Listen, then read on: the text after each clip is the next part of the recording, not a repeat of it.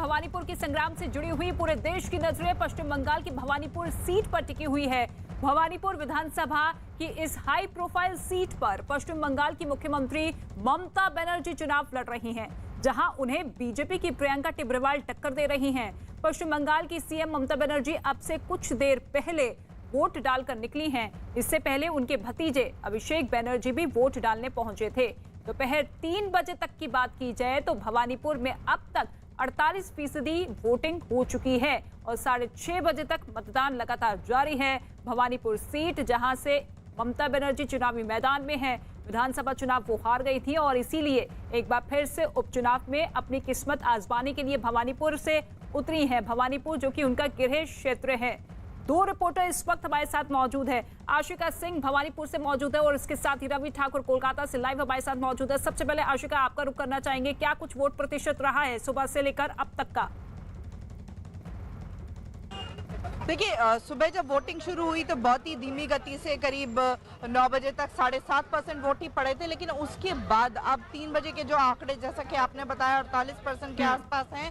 आमतौर पर voting percentage high होते हैं पश्चिम बंगाल में, लेकिन क्योंकि ये बाईपोल है तो वोटिंग परसेंटेज आमतौर पे बाईपोल पे सभी जगह पर कम देखे जाते हैं। अर्बन एरियाज में बंगाल के रूरल एरियाज के मुकाबले वोटिंग परसेंटेज कम होता है, इसीलिए भवानीपुर में लोग थोड़ा जो है वो कम निकले। हालांकि तस्वीरें मैं यहाँ की आपको दिखा दूं, ये वही मित्र इंस्टीट्यूशन है जहाँ पर अब से कुछ मिनटों पहले ममता बनर्जी आकर के और अपना वोट यहाँ पर देकर गई हैं। और अभिषेक बनर्जी सुबह से, हालांकि ये अटकलें लग रही थी कि अभिषेक सुबह ही वोट देने आएंगे, लेकिन अब तक वो नहीं पहुंचे हैं और अभिषेक भी किसी भी समय यहाँ पर पहुंच सकते हैं वोट देने के लिए। और इसके साथ ही भवानीपुर की बात करें, जैसा आपने बताया कि पहली बार 2011 में यहाँ से उपचुनाव लड़ करके जीती थी ममता, तब वोट परसेंटेज 77% था। 2016 में घटकर 48% वोट रहा है टीएमसी के पास। और अब जब नंदीग्राम से लड़ी थी ममता, हार का सामना करना पड़ा शुभेंदु अधिकारी के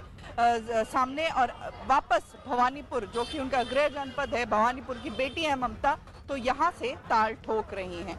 बिल्कुल, और अभी भी 3 घंटे का समय बचा है और सभी से अपील करते हुए भवानीपुर की जनता से कि आप भी अपने घरों से बाहर निकलिए, वोट जरूर करिए। रवि ठाकुर का हम रुख कर लेते हैं। रवि, देखिए, विधानसभा चुनाव की तस्वीरें हम सभी ने देखी थी, किस तरीके से प्रतिष्ठा का सवाल ममता बनर्जी के लिए बन चुका था। भले ही उन्होंने नंदीग्राम से चुनाव हार गया था, लेकिन सत्ता पर उनकी पार्टी काबिज हुई थी। ऐसे में ये चुनाव एक बार फिर से ममता बनर्जी के लिए साख का सवाल।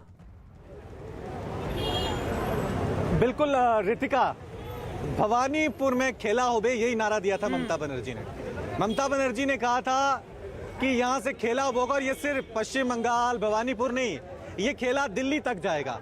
अभी थोड़ी देर पहले ममता बनर्जी वोट डाल के गई हैं, चेहरे पे मुस्कान थी, जीत का निशान वो दिखा रही थी कि वो यहाँ से जीत रही हैं। मार्जिन कितना बड़ा होगा ये दिखाने की कोशिश कर रही थी। लेकिन आज हम सुबह से अलग अलग बूथ पे जा रहे हैं रितिका, और सुबह से एक तस्वीर, हर एक अपडेट बता रहे हैं। जो एक अच्छी बात हुई इस उपचुनाव में वो कि जब भी पश्चिम बंगाल में चुनाव होते हैं, हिंसा होती है, बवाल होती है, धमाके होते हैं, आरोप प्रत्यारोप लगते हैं। आज ऐसा सुबह से कुछ भी नहीं हुआ।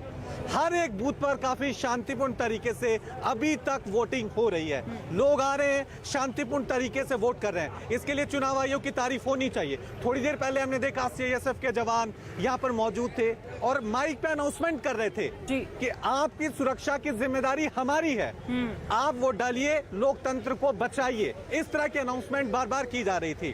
तो यहाँ पर ये एक अच्छी बात रही कि चुनाव के दौरान हिंसा नहीं हुई और साफ तौर से, जैसा आप कह रही हैं, ममता बनर्जी की साख, प्रतिष्ठा और ताज सब यहाँ पर दांव पर लगे हुए हैं। क्योंकि यहाँ और यही सीट डिसाइड करेगी अगर वो चुनाव जीती है तो मुख्यमंत्री पद पर वो काबिज रहेंगे या फिर मुख्यमंत्री की कुर्सी उन्हें छोड़नी पड़ेगी। ऐसे में पूरी जोर आजमाइश ममता बनर्जी की तरफ से की गई थी। ठीक है, शुक्रिया, बहुत शुक्रिया रवि ठाकुर हमारे साथ जुड़ने के लिए, और इसके साथ ही आशिका आपका भी बहुत शुक्रिया। तो किसका